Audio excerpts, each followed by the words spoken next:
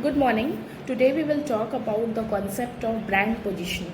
So, what do you understand by the brand positioning? If we talk about the term brand positioning, there are two things, brand and the positioning. So, positioning means position your product in consumers' mind. Like what consumers think about your brand.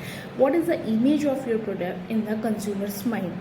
Suppose I'll say Maggie, so that comes to your mind 2 minute Maggie. Suppose I will say Kellogg's, so Kellogg's means it's in healthy food. Suppose I'll say Lay's chips, so it's basically related to the fun or the parties. So what comes to your mind when you think about your product? So that is basically known as brand positioning. So when we talk about the brand positioning, there are certain parameters or there are key parameters that as a marketer you should know.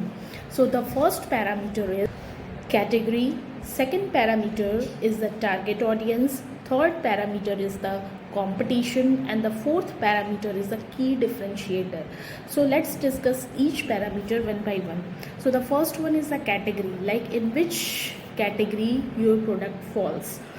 Whether suppose you are the producer or you are the you have a company and your company is making the footwear, so in which category your product belongs? It will be in the footwear industry. Suppose your company is making biscuits, so in which category you fall in the FMCG sector.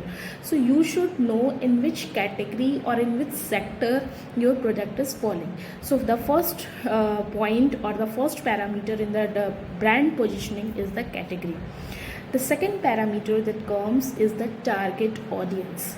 It means you should know the demographic profile of your target audience, like to whom you are going to target, to whom you are going to position your product in the consumer's mind. So you should know what is the income of the consumers, what is the demographic profile of the consumers. Basically, income comes in the demographic profile. What is the gender, what is their lifestyle. So suppose there's a company and the company is making some beauty product, so as a marketer you should know to whom you should target, whether it's a male beauty product cosmetics or it's for the female.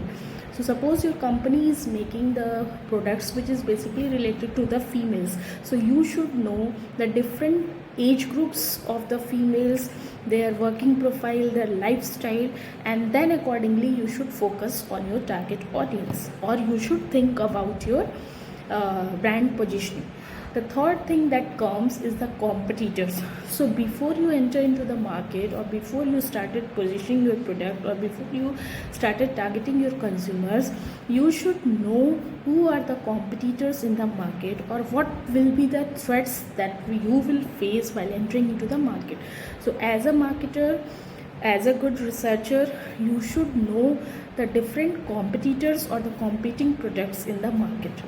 And the fourth, which is the most important parameter for the brand positioning, is the key differentiators.